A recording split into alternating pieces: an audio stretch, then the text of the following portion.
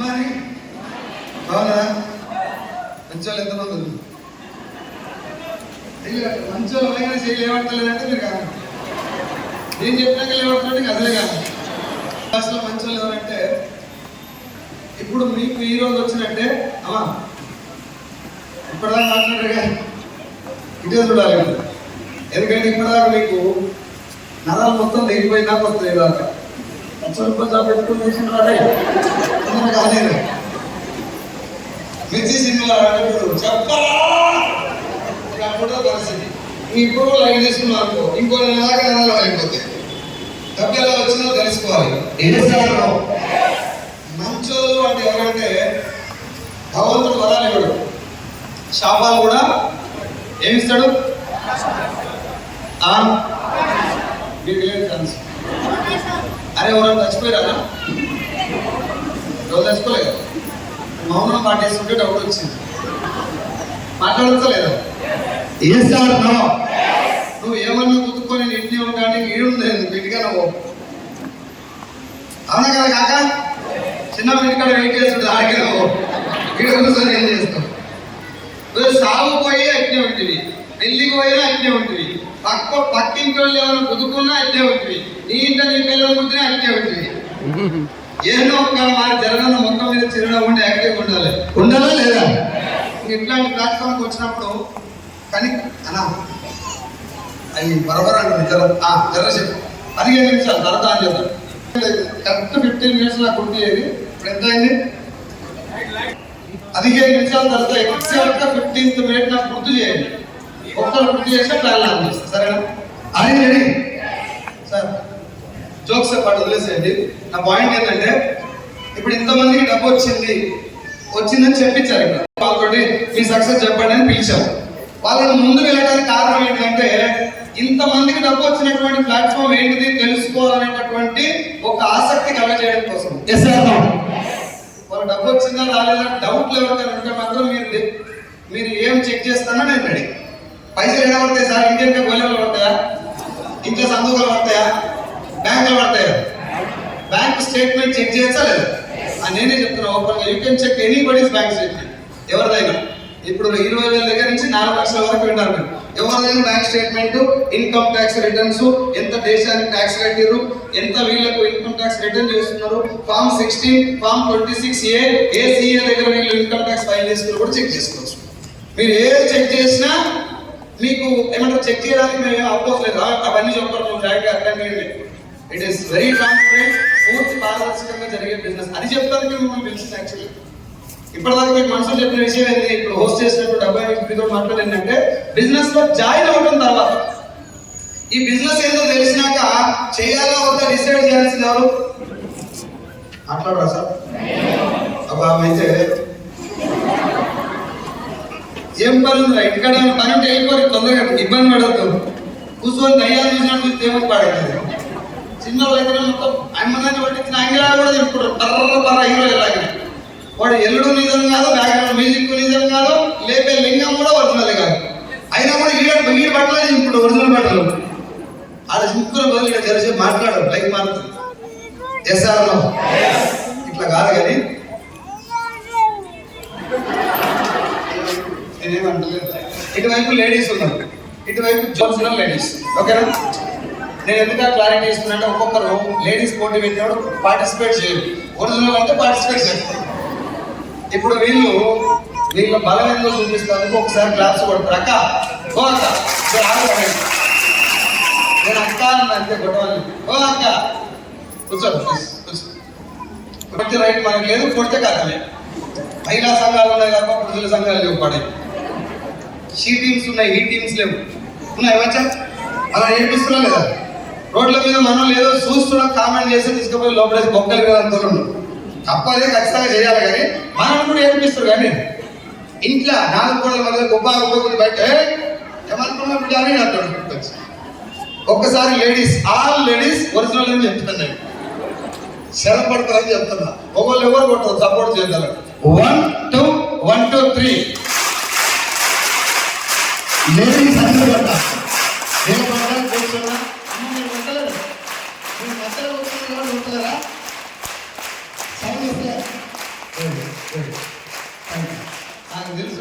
ఉంటాయని చూద్దాం.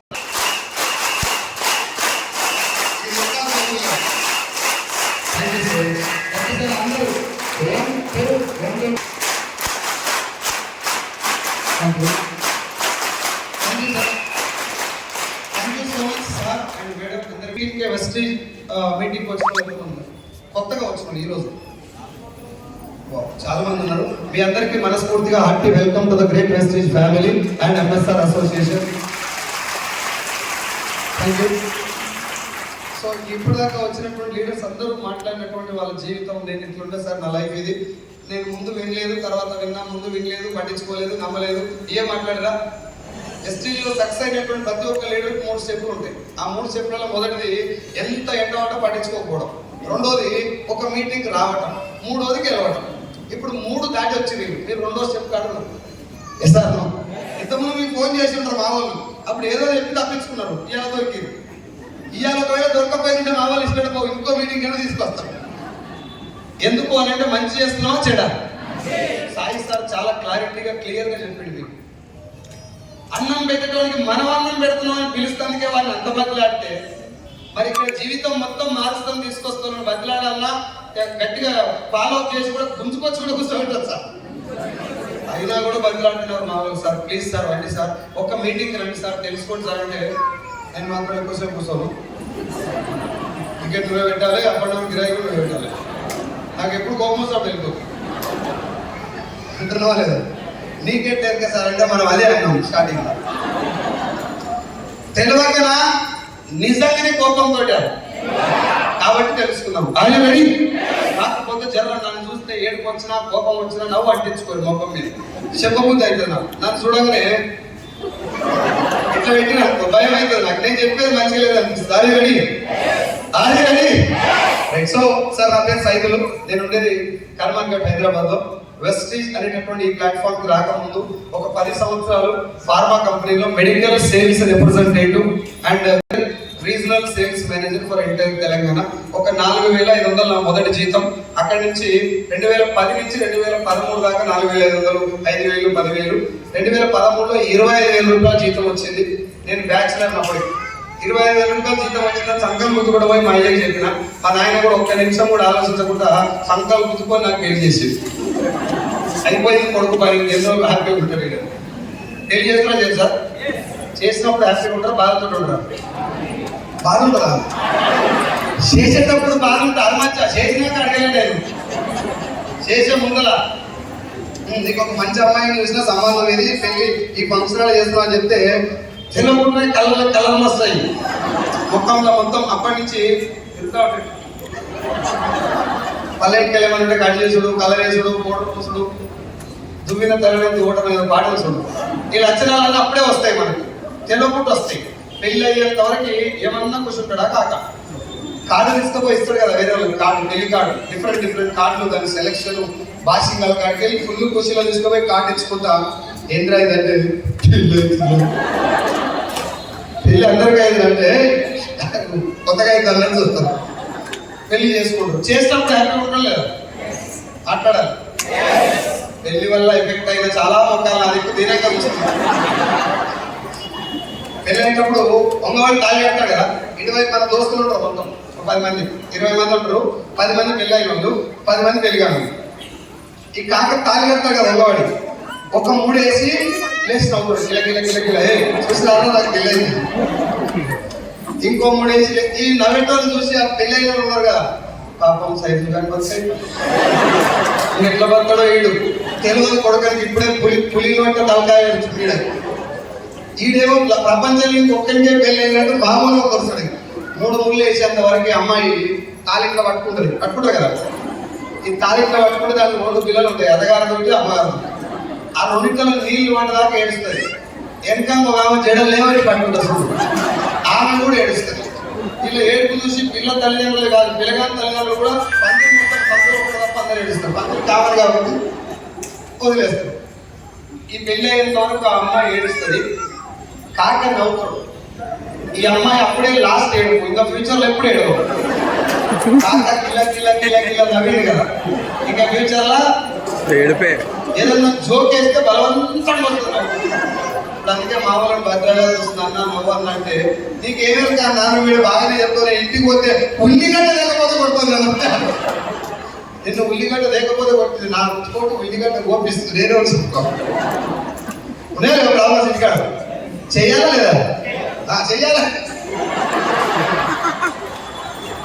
ఏదేమో అట్లనే చేస్తాం మాత్రం చేయాలి బరాబర్ రైట్ ప్రాబ్లమ్స్ ఉన్నాయా లేదా నీకున్నాయి నాకున్నాయి ప్రధానమంత్రికి ముఖ్యమంత్రికి దేవునికి ప్రాబ్లమ్స్ తీర్చే దేవునికి ప్రాబ్లమ్స్ ఎందుకు వచ్చేసారంటే నాకంటే ముందు నన్ను ఇన్వైట్ చేసిన దేవుని దగ్గరికి పోయి దేవుడా నాకు మంచి పిల్లలు వస్తాడు చూడండి అడ్డం పెడతాను నేను దేవుని దగ్గరికి పోయి దేవుడా నాకు వచ్చిన పిల్ల ఇబ్బంది పెడుతుంది జర బాధగా బయట పెట్టాను నేను అన్నం పెట్టాలి ప్రపంచంలో ఉండే ప్రతి ఒక్క జీవికి ప్రాబ్లమ్స్ ఉంటాయి ఏ సార్ కాకపోతే మాక్సిమం ప్రాబ్లమ్స్ పైసలతో ముడిపడి అవునా కదా ఎక్కువ ప్రాబ్లమ్స్ ఎక్కువ 90% ప్రాబ్లమ్స్ పైసలతో ముడిపడి ఉంటే నాకు ఆ విషయం ఎవరు చెప్పాలి ఈ పైసలకు ఉన్నటువంటి ఇంపార్టెన్స్ కరెక్ట్ గా ఎవరైనా ముందే చెప్పి ఉంటారేమో కొంచెం లైఫ్ మారుతున్నాయి నాకు కూడా తెలియదు మారుకోవచ్చు నేను అనుకుంటున్నా నాకు చెప్పిందల్లో ఒకటే పాయింట్ ఏంటంటే ఉద్యోగం వస్తే లైఫ్ మారుతాను ఉద్యోగం వస్తే మంచి పిల్లం వస్తుంది తెల్లవస్తా నల్లవస్తా మంచిది అయితే వస్తుందని చెప్పేదంట మంచిది అని అంటే తక్కువ కట్నం ఇచ్చేదో ఎక్కువ కట్నం ఇచ్చేదో ఏం తెలియదు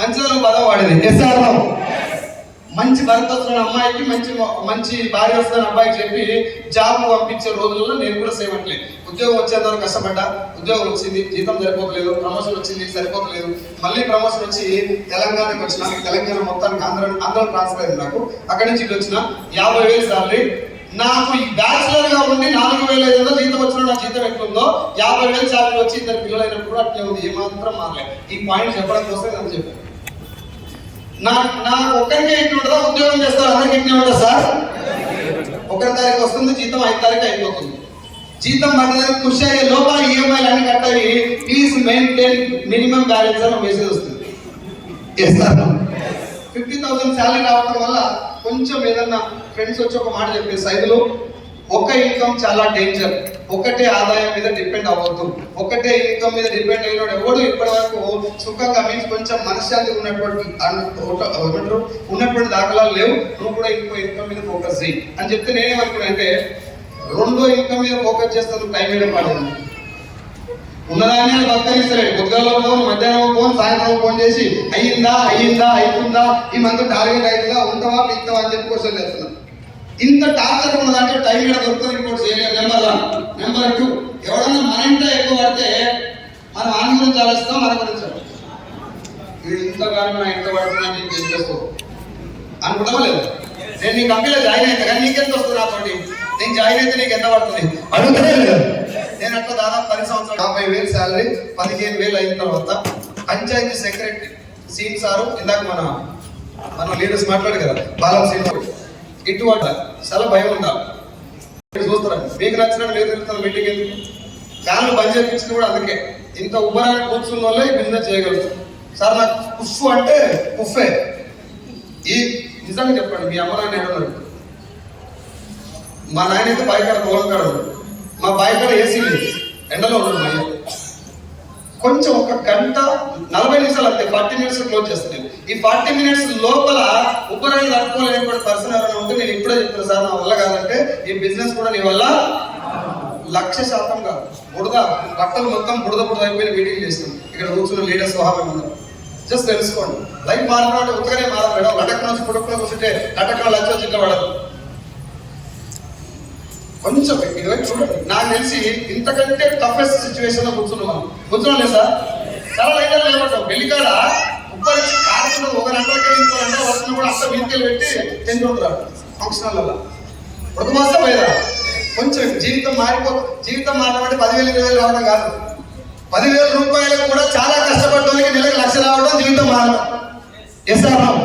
అది వాస్తవం కదా తెలుసుకోండి తర్వాత మీ ఇష్టం ఉంటే చేయలేకపోతే ఇక్కడ వచ్చిన వాళ్ళందరూ ఇక్కడ కూర్చున్న వాళ్ళందరూ బిజినెస్ చేయడం కూడా మేము కోరుకోం నేను ఇంత సీరియస్ మాట్లాడుతూ కూడా ఫోన్ మాట్లాడి మేధావి చాలా మంది ఉన్నాడు ఉండరా అతికే తెలియదు అది ఏముంటుంది మైండ్ అంటే నాకు తెలుసు మొత్తం క్లియర్గా అర్థమైపోతుంది చూడాలి మళ్ళీ ఇంటికి పోయి ఏం చేస్తారంటే ఏడికి పోయినారు అంటే సప్లై కంపెనీ మీటింగ్ పోయినా బాగా జ్వరం వచ్చింది నీకేమొచ్చిందంటే తెలియదు పోయినా వచ్చింది కిరాయి కూడా వేరే పెట్టి టికెట్ కూడా వేరే పెట్టి ఇద్దరైనటువంటి అలవాటు ఏంటంటే మొత్తం నాకు తెలుసు అనుకోవడం సాయి సార్ చెప్పింది వాళ్ళు రిపీట్ చేస్తుంది దాంట్లోనే సగం సగరైపోతుంది జీవితం జస్ట్ ఇది చూడండి. రెడీయా?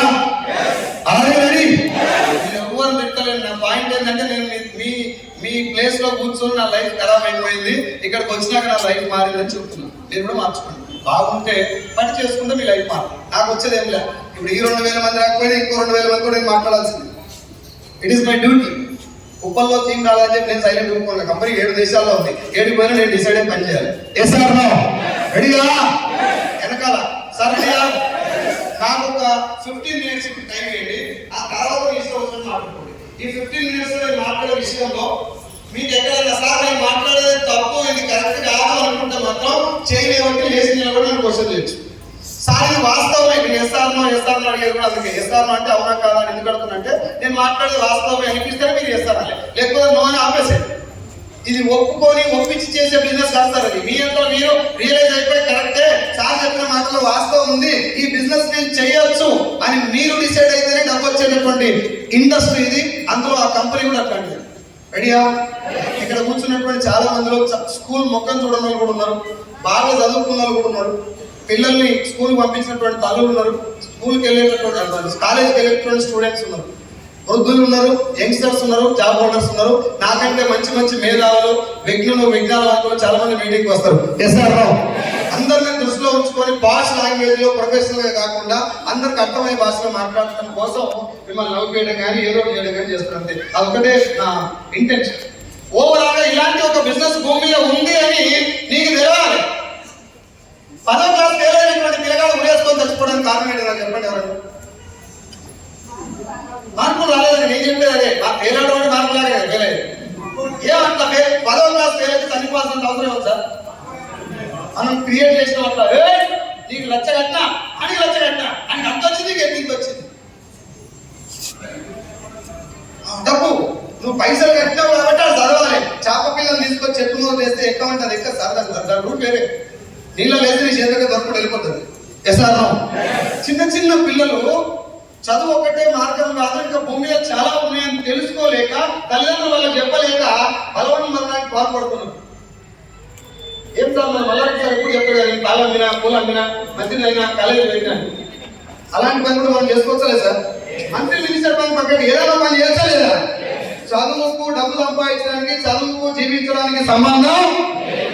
చదువు తక్కువ వేస్తున్నాను నేను, అందరికి రాదు అని చెప్తున్నా. అందరికీ సరస్వతి కటాక్షం ఉండదు. నా మీద లేదు. మా అయ్య చెప్తారు, బిడ్డ 10th క్లాస్ బాగా చదువుకో, 10వ తరగతి నువ్వు ఏం కావాలంటే అది ఇస్తా. పాస్ అయితే మంచిది, ఫెయిల్ అయితే టెన్షన్ పడతారు, ఇంకా మంచిది. పాస్ అయితే ఇంకోటి చదవాలి, ఫెయిల్ అయితే ఇంకా నేను 2 నెట్లు ఉన్నాయి, ఇంకో 2 నెట్లు పడతా 10 ఎకరాలు పడతావు, నువ్వు ఒకటి నేను కదా. నువ్వు ఇద్దరు గట్టిగా తింటావు. నాకంటే ఇప్పుడు వయసు అయిపోయింది. ధైర్యం చెప్పిండు, నన్ను చదువుకు డిస్కరేజ్ చేయలేదు సార్. చదువు రాకపోతే ఇబ్బంది పడవద్దు, ఉద్యోగం రాకపోతే టెన్షన్ పడవద్దు అని చెప్పేది మహిళ. నేను 10th క్లాస్ మా బాబాయ్ కొడుకు, మా సొంతం నాన్న తమ్ముడు కొడుకు. ఇందాక మా భాస్కర్ మాట్లాడా, భాస్కర్ ఆడే పని చెప్పాడు కదా, వాళ్ళన్న 540 మార్కులు మా తమ్ముడు. నాకంటే ఏజ్ తక్కువ. నేను ఇద్దరు కష్టపడే క్లాస్ అవుతున్నాను. ఆయనకి 540 అంటే మండల్ టాప్, నాకు 450. నాకు 11 12 ర్యాంక్ పడాయి. ఆ దగ్గర నాకు చూసి నేర్చుకో. దేశాలను తెలంగాణ మాట్లాడి కరెక్ట్ కాదు. అదే ఆయనకి అది వస్తుంది రా, నీకు 10 ఎకరాలు ఇస్తే 4 రోజులు నువ్వు తులి పడేస్తుంది, ఇది వస్తుంది. టెన్షన్ ఏం పడక బిడ్డ, వచ్చిన కానీ చదువుకో, రాకపోతే మనం. కానీ భూమి మీద ఉన్న పనులన్నీ నేర్చుకోవాలని మంచి బతకడం చాలా ఈజీ. టెన్షన్ ఏం పడకు. చదువు రావాలని, ఉద్యోగం రావాలని రూల్ ఏమి. ఇంకో ధైర్యం చెప్పేది మా అయ్య, అందరు కంప్యూటర్ కాడ కూర్చుంటే చిన్ని పెట్టేది ఎవరు. మా నాయన వ్యవసాయం కనుకుంటూ ఇండియా కావాలని భూమి మీద ఇంకొక అవకాశం ఉంది, భయపడకు. ఈ 10వ క్లాస్ ఫెయిల్ అయిన మాట ఏం చేస్తారు అసలు. ఇప్పుడు డిగ్రీ అయిపోయాడు, ఇక్కడ చాలా మంది ఉన్నారు కదా. 10వ క్లాస్ ఫెయిల్ అవ్వడం అంత అవమానం. ఒకసారి చెప్పండి మీరు నాకు. డిగ్రీ అయిపోయాడు 10 ఫెయిల్ అయితే కాదా అనిపిస్తుంది మనకి. కానీ ఆ స్థాయిలో పిల్లలు కావడం కారణం అంటే స్కూల్లో టీచర్లు లేకపోతే ఒక గట్టిగా స్కూల్ పెట్టి ర్యాంక్ రాకపోతే నేను ఫోన్ తీస్తా. వాడు ర్యాంక్ కోసం దీంతో పిల్లలు కళ్ళాకాలు ఎట్టుకెళ్ళి వస్తాయి మంచిగా. నేను లక్ష కట్టే రావాలి, నీకు 9.8 రావాలి, 9.9 రావాలి, 10/10 రావాలి. నువ్వు సావాలని రావాలి, 10/10 తెచ్చు. మల్లీశ్వర సినిమా చూసారా? చూస్తారు. ఇదేం చూడదు. చిన్న ఎగ్జాంపుల్. మల్లీశ్వర సినిమాలో ఒక మహల్ ఉంటుంది, ప్యాలెస్ ఉందా? ఆ మహల్లో వెంకటేష్ ఎంకంగా అవుతుంటే బ్రహ్మాండం ఉందని అవుతుంది. ఒరే తినడానికి పోతున్నట్టు లేదా తినేది అరుగుతో పోతున్నట్టు చాలా పెద్ద మహల్. అలాంటి మహల్లో నువ్వు, నేను ఒక్కరి గురించి చెప్తున్నా, మీరు అంటే ఒకరు ఊహించుకోండి, నేను అని మీరు ఉన్నారు అనుకోండి. ఎవరు? నేను. మీరు ఉన్నారు అనుకోండి. ఆ మహల్లో సడన్ గా మీరు వెళ్ళినటువంటి డోర్ ఒక్కటే మీకు తెలుసు, రిటర్న్ కూడా దానికే రావాలని తెలుసు మీకు. కానీ టోటల్ గా ఆ మహల్కి 100 డోర్లు ఉన్నాయి, ఎగ్జిట్లు మీకు తెలియదు. మిగతా 99 ఎగ్జిట్ ఎంట్రీల గురించి ఉన్నాయని కూడా మీకు తెలియదు. మీ బ్రెయిన్ లో ఏముంది? ఒక్కటే దారి ఉంది అని కొనుక్కోలేదు. మీరు పోగానే మంటలు, ఫైర్ యాక్సిడెంట్ జరిగింది, మొత్తం మహల్ అంతా తగలబడుతుంది, నువ్వు వచ్చిన దారి కూడా తగలబడిపోతుంది. ఏం చేస్తావు అప్పుడు? జై శ్రీరామ్ మండలం చూసావు, పీకేదేమి ఆలోచించేదే. నీకు కనుక మైండ్ లో చిన్న స్పార్క్ మిగతా 99 డోర్లు ఉండొచ్చు అనిపించిన ప్రయత్నం చేస్తున్నా లేదా? ఇప్పుడు మన విద్యార్థుల పరిస్థితి, మన పరిస్థితి కూడా అంతే. ఉద్యోగం రాకుండా సూసైడ్ చేసుకోవడం సార్. ఉద్యోగం ఇచ్చేటోళ్ళు చాలా మంది ఉన్నారు, వేరే పని చేసుకొని చాలా మంది ఉన్నారు. అంటే ఒక వెస్టేజ్ గురించి కాదు సార్ అని చెప్పేది. తెలుగు రాష్ట్రాల్లో ఉన్నటువంటి తెలుగు వాళ్ళకి ఇంకొక అవకాశం ఉంది అని తెలవక సూసైడ్ చేసుకోవడం కూడా ఎంత అంటారు. సూసైడ్ అంటే భగవంతుడు ఇచ్చినటువంటి 100 జీవితం తాకట్టు పెట్టి సాగుతుంది. పాపం అది చేశారు. పిల్లలు చచ్చిపోయాక నాకు చెప్పకపోయా మామూలు అనవసరంగా చచ్చిపోయా, ఒక్క మాట చెప్తే చదివేందుకు ఇంటికానే కూర్చొని చదువుకొని చచ్చిపోయిందాక అనిపిస్తుందా లేదా? ముందు పిల్లలకు చెప్పాల్సిన మాట ఏంటంటే చదువు ఒక దారి, మంచిగా చదువుకో, నో ప్రాబ్లం. ఐఏఎస్ గా, లాయర్ గా, డాక్టర్ గా, పోలీస్ గా అన్ని ట్రై చేయి. నీకు రాలేదని మాత్రం చేసిన ప్రాణం పెట్టి చదువు. అందరూ చదువుకోవాలని రూల్ ఏం లేదు. చదువు వచ్చిన చదవండి, ఆ రంగంలో అభివృద్ధి చెందండి, జాబులు కొట్టండి. సార్ నాకు చదువు రాదు, నా వల్ల కాదు అనుకుంటే ఇలాంటి అవకాశాలు కొన్ని లక్షలు ఉన్నాయి భూమి మీద, అధైర్యపడకండి అని చెప్పాలి.